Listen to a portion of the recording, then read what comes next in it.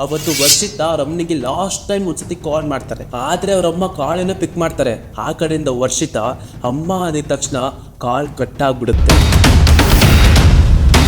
ಇದಾದ್ಮೇಲೆ ಅವರಮ್ಮ ತುಂಬಾ ಸತಿ ವರ್ಷಿತಗೆ ಬ್ಯಾಕ್ ಟು ಬ್ಯಾಕ್ ಕಾಲ್ ಮಾಡ್ತಾರೆ. ಆದ್ರೆ ವರ್ಷಿತ ಅವರಮ್ಮ ಕಾಲ್ನ ಪಿಕ್ ಮಾಡೋದೇ ಇಲ್ಲ. ಆಮೇಲೆ ಆ ಹುಡುಗಿ ಕೈಲಿದ್ದಂಥ ಒಂದು ಟ್ಯಾಟೋ ಇಂದ ಈ ಹುಡುಗಿ ವರ್ಷಿತ ಅಂತ ಹೇಳ್ತಾರೆ. ಆ ಹುಡುಗಿ ಅರ್ಧ ದೇಹ ಬೆಂಕಿಯಲ್ಲಿ ಸುಟ್ಟೋಗಿರುತ್ತೆ. ಆ ಹುಡುಗಿ ಯಾರು ಅಂತಾನೆ ಗುರುತು ಸಿಗಲ್ಲ. ಆ ಒಂದು ಸಿಚುವೇಶನ್ ಅಲ್ಲಿ ಆ ಹುಡುಗಿ ದೇಹ ಬಿದ್ದಿರುತ್ತೆ. ಅವ್ರ ಅಮ್ಮನಿಗೆ ತುಂಬಾ ಡೌಟ್ ಬಂದು ತಕ್ಷಣ ಆ ಹುಡುಗಿ ಇರುವಂತ ಹಾಸ್ಟೆಲ್ಗೆ ಹೋಗ್ತಾರೆ. ಆದ್ರೆ ಇಲ್ಲಿಂದ ಆಗಿದ್ದ ಸ್ಟೋರಿನೇ ಬೇರೆ. ಈ ಕೇಸಲ್ಲಿ ಆ ಹುಡುಗಿ ಮಾಡಿದ ಸರಿನಾ ಅಥವಾ ಹುಡುಗ ಮಾಡಿದ ತಪ್ಪ? ನೀವೇ ವಿಡಿಯೋನ ಕೊನೆ ತನಕ ನೋಡಿ ಕಮೆಂಟ್ ಬಾಕ್ಸ್ ಅಲ್ಲಿ ಕಮೆಂಟ್ ಮಾಡಿ.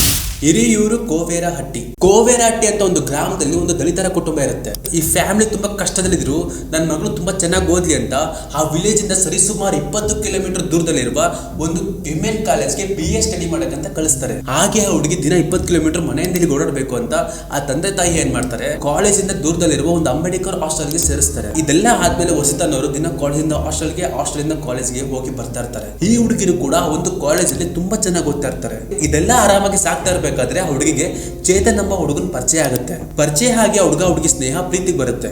ಇವಾಗ ಈ ವರ್ಷಿತ ಮತ್ತೆ ಚೇತನ್ ಇಬ್ರು ಕೂಡ ಲವ್ ಮಾಡೋದಕ್ಕೆ ಶುರು ಮಾಡ್ತಾರೆ. ಇಲ್ಲಿ ಒಂದಿನ ಪಾಯಿಂಟ್ ಮಾಡ್ತೀನಿ, ಯಾರೇ ತಂದೆ ತಾಯಿ ಆಗ್ಲಿ ನನ್ನ ಮಕ್ಳು ಚೆನ್ನಾಗಿ ಓದ್ಲಿ, ಇನ್ನೊಬ್ರು ಕೆಳಗಡೆ ನಮ್ ತರ ಕೆಲಸ ಮಾಡೋದ್ ಬೇಡ ಅಥವಾ ನಮ್ ತರ ಕಷ್ಟ ನನ್ನ ಮಕ್ಳು ಬರೋದ್ ಬೇಡ ಅಂತ ಸ್ಕೂಲ್ ಕಾಲೇಜಿಗೆ ಕಳಿಸ್ತಾರೆ. ಆದ್ರೆ ಇವಾಗಿನ ಜನರೇಷನ್ ಮಕ್ಳು ಮಾಡ್ತಿರೋದೇನು ಗೊತ್ತುಕೊಂಡ್ರು ಮೊಬೈಲ್ ಅಲ್ಲಿ ಏನೋ ಸ್ಟಡಿ ಮಾಡ್ಬೇಕು ಅಂತ ನಿಮ್ ತಂದೆ ತಾಯಿ ಹತ್ರ ಅಮೌಂಟ್ ಇಸ್ಕೊತೀರಾ. ಅದೇ ಅಮೌಂಟ್ ಇಂದ ಮೊಬೈಲ್ ಗೆ ಅನ್ಲಿಮಿಟೆಡ್ ರೀಚಾರ್ಜ್ ಮಾಡಿಸ್ಕೊಂಡು ನೋಡ್ಬಾರ್ದಲ್ಲ ನೋಡ್ತಾ ಇರ್ತೀರಾ. ಆದ್ರೆ ಪಾಪ ನಿಮ್ ತಂದೆ ತಾಯಿ ನೀವ್ ಕೇಳಿದ ತಕ್ಷಣ ಕಷ್ಟನ ಸುಖನ ಅಮೌಂಟ್ ಕೊಡ್ತಾರೆ.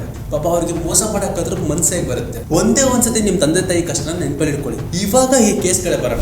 ಈಗ ಯಂಗ್ ಕಪಲ್ಸ್ ಕಾಲೇಜ್ ಬಿಟ್ಟ ಮೇಲೆ ಆಚೆ ಕಡೆ ಹೋಗೋದು ಅಥವಾ ಹಳ್ಳಿ ಇಲ್ಲಿ ಸುತ್ತಾಡೋದು ಮಾಡ್ತಾ ಇರ್ತಾರೆ. ಸ್ಟಾರ್ಟಿಂಗ್ ಅಲ್ಲಿ ಎಲ್ಲಾ ಪ್ರೀತಿನೂ ಚಂದ ಅಂದಂಗೆ ಇಬ್ರು ಕೂಡ ತುಂಬಾ ಖುಷಿಯಾಗಿರ್ತಾರೆ.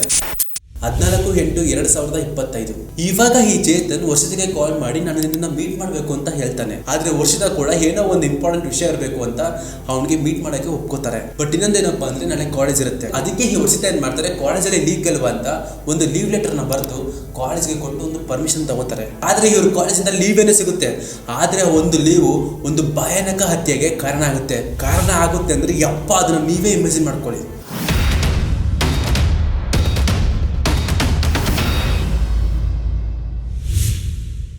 ಚೇತನ್ ಅಂತ ಏನಿದ್ದ ಆ ಹುಡುಗ ಬೈಕಲ್ಲಿ ಬಂದು ವರ್ಷಿತನ ಕರ್ಕೊಂಡು ಹೋಗ್ತಾನೆ. ಅಷ್ಟೇ ಇವಾಗ ಆ ಹುಡುಗ ಆ ಹುಡುಗಿನ ಕರ್ಕೊಂಡೋಗಿ ಇವನೇನ್ ಮಾಡ್ದ ಅಥವಾ ಆ ಹುಡುಗಿ ಏನ್ ಮಾಡ್ತು, ಇಲ್ಲ ಇಬ್ರು ಮಧ್ಯೆ ಏನಾದ್ರೂ ಜಗಳ ಇತ್ತ ಅಥವಾ ಇವರಿಬ್ರು ಮಧ್ಯೆ ಏನ್ ನಡೀತು ಅಂತ ಇವರಿಬ್ರು ಬಿಟ್ರೆ ಬೇರೆ ಯಾರಿಗೂ ಈ ಒಂದು ವಿಷಯ ಗೊತ್ತಿಲ್ಲ. ಏನಾಯ್ತು ಅಂದ್ರೆ ವರ್ಷಿತ ಏನೋ ಊರಿಗೆ ಹೋಗ್ತಿದೀನಿ ಅಂತ ಆ ಒಂದು ರೀಸನ್ ಇಂದ ಕಾಲೇಜಲ್ಲಿ ಲೀವ್ ತಗೋತಾರೆ.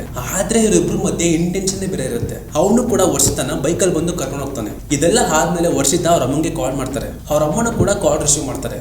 ಈ ಕಡೆಯಿಂದ ವರ್ಷಿತ ಅಮ್ಮ ಅಂದಿದ ತಕ್ಷಣ ಕಾಲ್ನ ಕಟ್ ಮಾಡ್ಬಿಡ್ತಾರೆ. ಅವ್ರ ಅಮ್ಮಗೂ ಕೂಡ ಏನೋ ಒಂದು ಡೌಟ್ ಅಥವಾ ಭಯ ಆಗಿ ತುಂಬಾ ಸತಿ ವರ್ಷಿತ ಮೊಬೈಲ್ಗೆ ಕಾಲ್ ಮಾಡ್ತಾರೆ. ಆದ್ರೆ ಆ ಹುಡುಗಿ ಫೋನ್ ರಿಸೀವ್ ಮಾಡಲ್ಲ. ತಕ್ಷಣ ಹುಡುಗಿ ಅಮ್ಮ ಏನ್ ಮಾಡ್ತಾರೆ, ಆ ಹುಡುಗಿ ಇದ್ದಂತ ಹಾಸ್ಟೆಲ್ ಮುಂದೆ ಹೋಗಿ ಆ ಹುಡುಗಿಗೋಸ್ಕರ ವೇಟ್ ಮಾಡ್ತಾರೆ.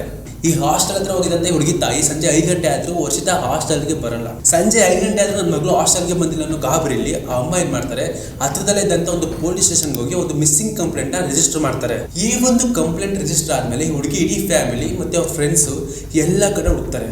ಆದ್ರೆ ವರ್ಷಿತ ಎಲ್ಲೂ ಕಾಣಲ್ಲ. ಒಂದು ದಿನ ಪೊಲೀಸ್ ಸ್ಟೇಷನ್ಗೆ ಕಾಲ್ ಬರುತ್ತೆ.